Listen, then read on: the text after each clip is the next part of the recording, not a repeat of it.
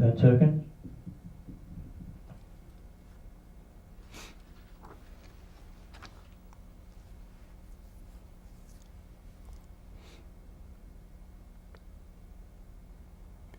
I'm Bruce A. Parr, and this is Frank J. Rich, and you're watching Frank Talks with Bruce the Blog.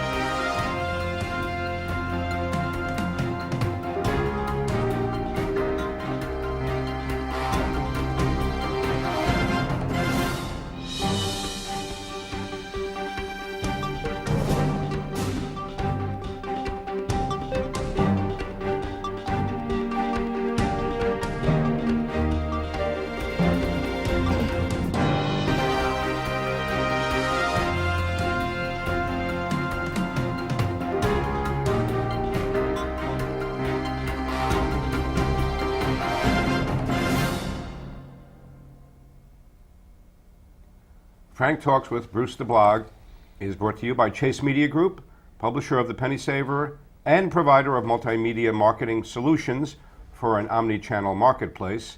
And speaking of omni-channel, in addition to seeing the show on this channel, you could also be watching it on YouTube, which means that what I just said doesn't make a lot of sense. Because maybe you are watching it on YouTube right now. But if you're not, you can go to YouTube and see all of our past shows just by searching for TownLinkTV. And we thank our CEO, Carla Chase, and our Chief Strategy Officer, Frank J. Rich, my co-host, for putting us up here. And we like to bring you guests from the community, some of the people maybe you already know, but many of them maybe you don't know, who are making significant contributions in a very productive way. And as we see it contributing to our quality of life, and Chase Media Group feels that there can't be enough exposure of people like this, because we certainly hear enough about other things that go on, maybe that aren't always so good. And today we're welcoming Tony Fusco, or Anthony S. Fusco. Tony, welcome. Thank you, Bruce. Thank you, Frank. And I've known Tony for a while now. He's a man of many talents. He's a network engineer, right? Consultant, yep. Network consultant for computer systems. But today on the show, we want to talk with him about his considerable experience in the political arena, running campaigns for candidates. And he just completed a successful campaign for the Town of Yorktown Supervisor Michael Grace, who was reelected. And from the point of view of the voter, all of you watching, you see campaigns from a certain perspective, and maybe some of the things you think that go on are okay, and other things are not okay, and would have your own opinion. And so we thought it would be a good opportunity to give you some insight into how a campaign comes together and why things are done in a campaign that you may or may not agree with. And please, we'd like to hear from you too. If you want to give us any feedback, you could always email me at info at chasemediagroup.com. So Tony, why don't we first just talk about how you got into this business of election campaigns? I know you were a legislator yourself. I was a legislator back in 2008 through 2010 up in Putnam County, but I go back even further than that. As a young upstart, I worked with a couple of campaigns in my hometown of Eastchester, and really grew to enjoy the participation in the process. From that, I began going to town meetings and to school board meetings, and as my family began to grow and become important to me, the things that were going on around us for their lifestyle, I started becoming more and more active in the public arena. And so I felt like somehow my participation could make some small change, and it's been very gratifying, because you do see the changes that you've made. And so with being involved in some of the campaigns that I started out with, I thought, I could make a difference and ran for office myself. And with that, began writing software and developing systems for campaigns, if you will, and that has morphed into my involvement in other people's campaigns. Right, and you, just to be specific, you served a term as a legislator in Putnam Putnam County County. legislator, yes. Right. So I would imagine the singular challenge for somebody who does what you do, even whether it's as a vocation or avocation, is getting people out to vote. Right, and is motivating people to go out to vote. Is there any kind of benchmark statistic? What percentage of registered voters on a regular basis do vote in elections? It varies in the election. In the general election, you get close to 50%. There are local elections and there are regional elections. This year was more of a regional election in that we had the county executive race, the legislators' races, and you also have some local races as well. And then on some off years, you'll have for instance, next year you'll have your Congress and Senate races. Right, and that gets more people out, right? Well, the Congress and Senate more so than the local races, but then not quite as many as the presidential. Yep. Right. And then there are even sub-regional where we just have the local races, and there are lower turnout rates. For instance, in the race that we worked on, myself and the folks in the Grace campaign in Yorktown, there are 8,000 turnout elections. 10,000 was this election, of a voter base of about 24,000. So you're getting close to 50%, but not quite there. And then, as I said, in the presidential elections, you'll see 15,000 voters turn out, which is a pretty decent turnout for the electorate. Many people will scoff at, why don't we get more people out? And, people are busy, and some people choose not to engage in that fashion. They may just be the type of person that will go out to a board meeting and speak up that way. That's their choice right. in their public duty. Now, part of your job, I'd say a central part of your job, is to analyze, right, who are the people most likely to vote for your candidate, and then to target them and to then get them out to vote, right? And not that there aren't people like you in other campaigns, but somebody like yourself would seem to have a distinct advantage, being that you're trained in computer software, right, and database management. And to that point, technologically speaking, things have changed dramatically. I remember back in the old days, we would go up to the Board of Elections and look to see who had gone out to vote, and look at, they call them the buff cards, and we'd see how many votes they've been to, they've participated in, and we'd write their names down in a sheet, and we'd come back, and then we'd look up their phone numbers and make phone calls. Well, now, that's all done electronically. It's all done digitally, where the information is available to any campaign through the Board of Elections. You can take that information, go to a list house, and merge in email addresses if you're willing to pay for that, or phone numbers if you're willing to pay for that. On a national level, they merge in all sorts of data points about the individual, the types of car they drive, religions and nationalities and so forth, and they create models for their potential voter. On a local level, we don't go to that extent. We just look at the frequency of voting, their party affiliations, and then we do what we call voter ID. A voter identification is when you actually do make those phone calls to see how they feel about what's happening in their government today. If you're working for an incumbent, their incumbent candidate, and if you're working for the opposition, right, what the record is, whether they're happy with the work that's being done, and so forth. And you get an idea of who will vote for your candidate. And if there are people that are sitting on the fence, you'll have a candidate give a call, or you'll target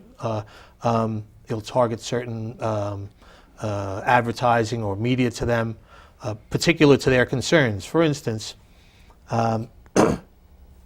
in our recent campaign, there is a senior group that has particular concerns. In many cases, the concerns for seniors are taxes, but there are pocket seniors like Jefferson Village, a section of Yorktown, where they have certain water runoff issues, and so we'll target a particular mailing with regards to their issues. And so you market to the people that you're looking for their votes. Right, who are most susceptible to voting for your candidate. Correct. And in the interest, certainly, of full disclosure, as well as maybe a point of pride. We should say Chase Media Group printed the mailing pieces for the Grace campaign this year, and in fact, Chase Media Group does a considerable amount of candidate print and deliver, as we call it. And so let's talk about that. I would imagine the reason you don't, let's say, send pieces, and I think our director Richard is going to show some of the pieces that you created that we happen to print and mail. You don't send them to everybody for one reason, because it's cost prohibitive. It's astronomical. Yeah. You know, print is one aspect of or direct mail is one aspect of our outreach. Between direct mail, And it's still really the primary way, isn't Newsprint. it? The primary means? Say again? It's still the primary means, I would think. Direct mail, It yeah. is one. It's changing. Email is another. Yeah. Social media is another. As in the last presidential election. So President Obama is the first president, I would say, elected with extensive use of social media. Absolutely. Just like they say, the analogy is President Kennedy was elected largely because of his telegenic qualities on, with television in 1960. And so we try to create a mix that draws interest in our candidate, and also we have to look at it from a financial perspective. You'll see the signs around town. The signs are the least expensive means of getting the name recognition out there. Of course, you really can't get a platform out on a sign, but name recognition is very important. Branding is very important, and one of the things that Chase has done so well for us in our pieces is we've utilized the same picture, same logo, and Right. and I think you're familiar with the Like Mike Right. piece. Well, And that's, by the way, and I believe that was your idea, right? I think that's a great example of, in a manner of speaking, it's cross-platforming, because you have the very traditional lawn signs, and you used it, and I'd never seen this before, to send people to his social media platform, Facebook page. Right, right. And at the same time, you're using the same logo on the print media and in our newspaper advertising and so forth. Branding is important. It's not, basically, it's interesting because we also, again, Chase Media Group does design work. We have a very talented, award-winning art department, which, working with you, I know, designed those pieces, and then you used it also for your newspaper ads. Right. So like you say, you kept a consistent look. Common look and feel, correct. And you try to do that in your other media. While we don't have the same look on Facebook, we certainly kept the Like Mike logo there prominently displayed, and we actually did frequent boosts, as they call them, on Facebook, and, Right. and sent out requests for people to come in and like Mike. Yeah. If I might ask go a ahead, question. sure. So, Tom, did you use Facebook? Tony. I'm sorry. That's right. Tony, did you use Facebook in the way of voter profiling or voter tagging? No, we didn't go into the demographics as deeply as we would have liked to. We basically stuck with the age range that was appropriate for the media, as well as or for effective use of the media, as well as geography. We really didn't go into special interests. No. Okay. Yeah, because that sort of modeling is what the Obama campaign did do. Mm-hmm. They used the information that was freely available on social media platforms to finitely manage the target audience. Like lifestyle Yeah, preferences. Right. Yeah. Right. Yeah. That's not my forte, and our budget was not such that we could hire someone to do specifically that type of micro targeting, if you will.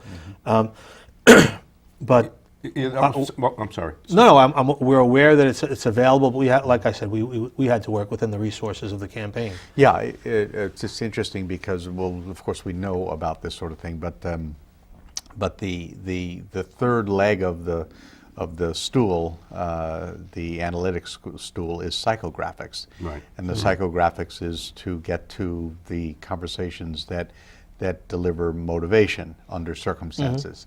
And when you add that piece, then you've got a real tight target, so to speak. It's social media. It's very inexpensive to use, and people can use it not only in politics, but they can use it in business. to narrow their target audience by their actual experiences with like products and services. So I'm going to guess that because it was already done, it'll be done increasingly over time, and it is less expensive than print. Although print clearly holds more impression and influence, for a longer period of time, and there are endless statistics Studies, on that. Despite the fact that a lot of people think that print has no value anymore, it dominates in all of those categories. So, what do you think you were able to accomplish by the methodologies that you applied? In particular, the software modeling that you did? Well, first of all, with regards to the software, we're able to use the voter history, which is, as I started saying And you call them, by the way, I heard you call them, during the campaign, I heard you call they're prime voters, right? Yes. And then you define the parameters of the what prime a voter, right? And so in any given election, those parameters change. For instance, in a presidential election, the prime voter comes out for that particular election comes out every 4 years. In our election, we're a 2-year. The supervisor's race is a 2-year cycle, and so we would use every 2-year election. But for this particular year, we were also interested in the 4 years prior to this particular year because that election had the same dynamics with regards to our county executive race and the legislative races. So we wanted to see who was going to be coming out for this particular race, but based on their 4-year pattern. And so whether they're Republicans in a Republican candidate's race, the frequency that they turn out. You know, one of the things that I would have to overcome or persuade my candidate and some of his advisors was that, you know, the fear is, you know, we need to get enough critical mass out there to vote for our candidate. And the fool's errand is trying to get all of the Republicans out or all of a particular party out. They're never going to all come out. And so you're spending tremendous resources trying to recoup a few additional voters. It doesn't work that way.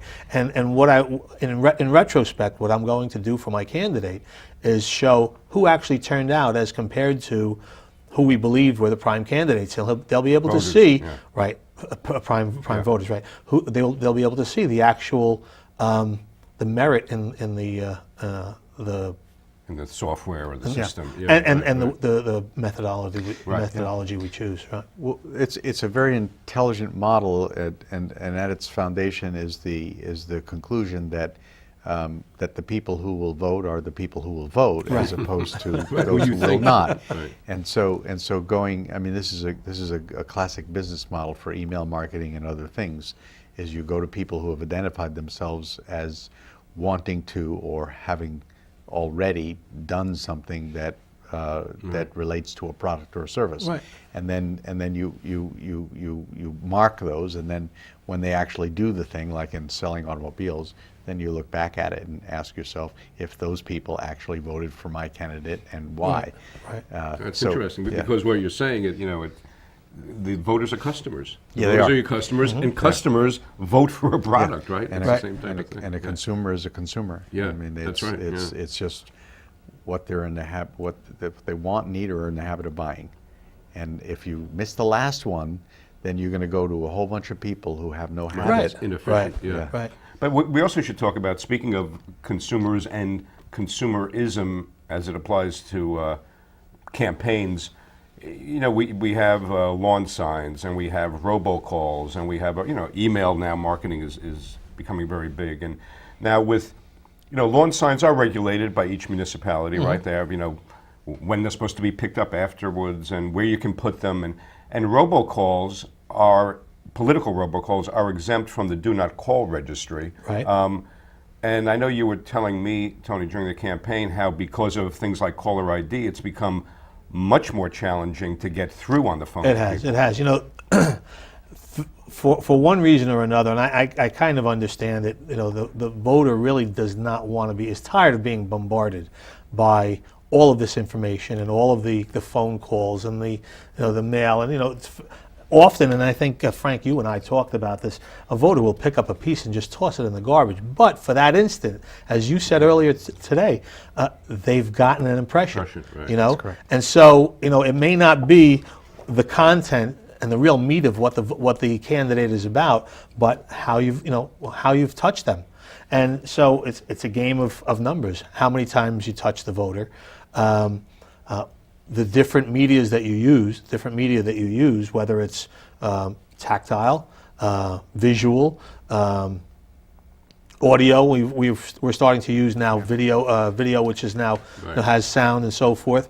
I've in the past sent out email blasts that have an audio attached to them. Yeah. Like a podcast. And well, you can have sounds. I mean, I used thunder and lightning. Thunder. Right. I used back in the day when I was trying to get the school board or the people in the municipality to persuade the school boards to go for full day kindergarten. That was a big push of mine at one point.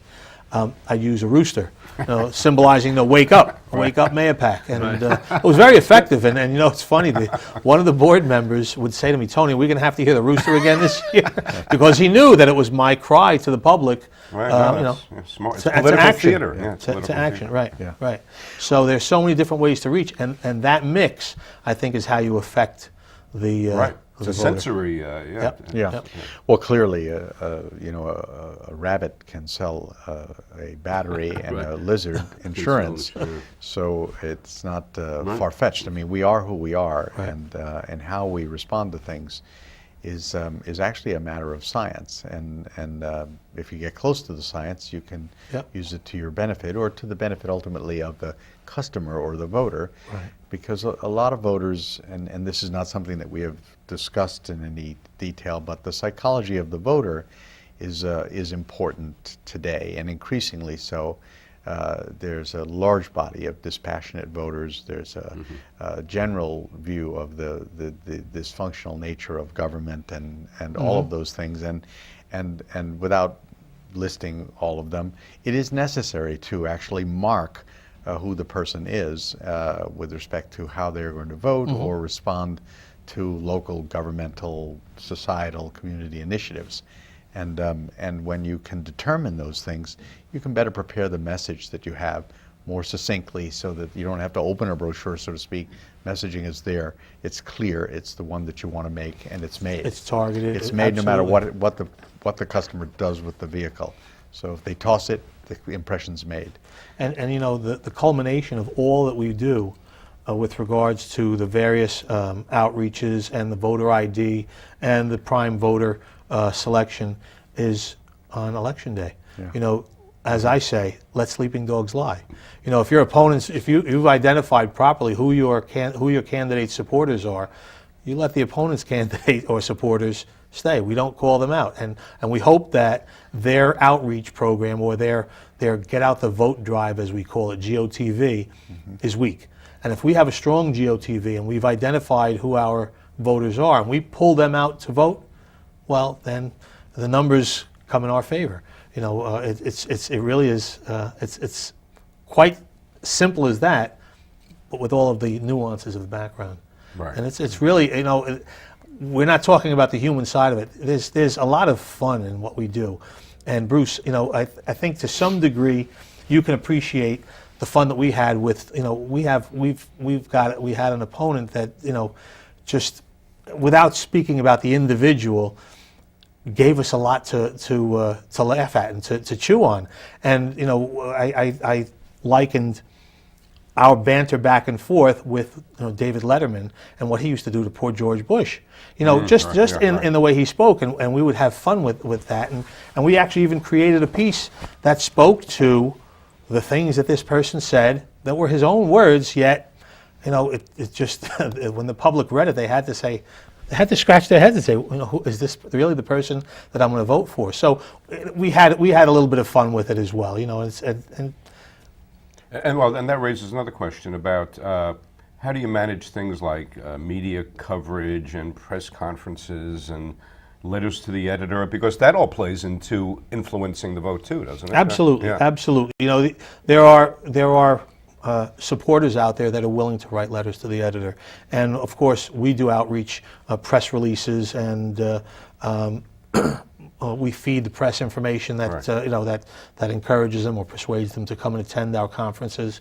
And then we'll use those conferences, whether it's on our social media, on YouTube, with a website, what have you, again, to just further enhance and reinforce the message that we're trying to send out for our candidate. Right. And I have to say, it doesn't hurt to have a candidate that really is super qualified, and you don't always get that, Right. and a super qualified candidate can lose very easily with complacency. Right. With too much confidence and ego. Right. I was involved in a race back in my hometown where the fellow was a shoo-in, brilliant attorney, very well liked by the people who knew him, but the people who didn't know him thought he was arrogant. And he was complacent. He didn't do the door-to-door that his opponent did. His opponent was an unknown, and beat on every door and won the election. So, having a good candidate is nice for a guy like me who, you have something great to work with and to bring out to the public. But it doesn't eliminate the no. need for you. Right. Well, right. Yeah, it's a two-part thing, yeah. Right. And speaking of that, I know there are varying points of view about how important or the degree of importance of party affiliation in local town-level elections. I mean, what are your thoughts on that? The one thing that I can point to specifically is that I tell voters who are what we call unaffiliated, nons, they're referred to as blanks, they don't have a particular party designation, that they disenfranchise themselves in many cases in the actual election, because in many cases the general election is determined by the primary. By the primary. The primary election. Oh, primary election, right. If there is a primary. Yeah, well, when there is a primary election, if you don't have a party affiliation, now happen to be with a particular party, you're not able to help in the selection process. Right. Right. So there may be two candidates in the primary process where the lesser candidate gets in because the voters didn't turn out or they were not affiliated with that particular party. Right. And by the way, I'm one of those people. I'm a non. I'm not registered with any party, primarily because I just like to vote for the person, not necessarily for the party. Yeah. The beauty is, even as a registered Republican or as a registered Democrat or whatever party you choose, you can still vote for whoever you choose. Right. There is I guess maybe a psychological aspect to being a registered party member, Right. and many people do vote their party line if they're not familiar, and that's where voter outreach and voter education comes into play. matters, yeah. We had the disadvantage of having one party line going into the general election, where our opponent had three. And you think of advertising, he's got 3 slots on the supermarket shelf where we have only one. Right. And so you have to really be able to get the voters to come to that particular shelf Right. and focus on that shelf. Right. Well, it makes a really good point. I to just summarize that the political process, the election process, is more than just electing or voting for the candidate of your choice. It's preparing Right, being to informed. Yeah. put the Right. candidate of your choice in the position to be voted for. Right. Right. Yeah. Okay, and we do have to wrap it up. So, Tony This was Briscoe, great. Thank you network very much. consultant and campaign. Thanks so Frank, much for thank being you. with us. I think we learned a lot today. And thank you for watching Frank Talks with Bruce the Blog.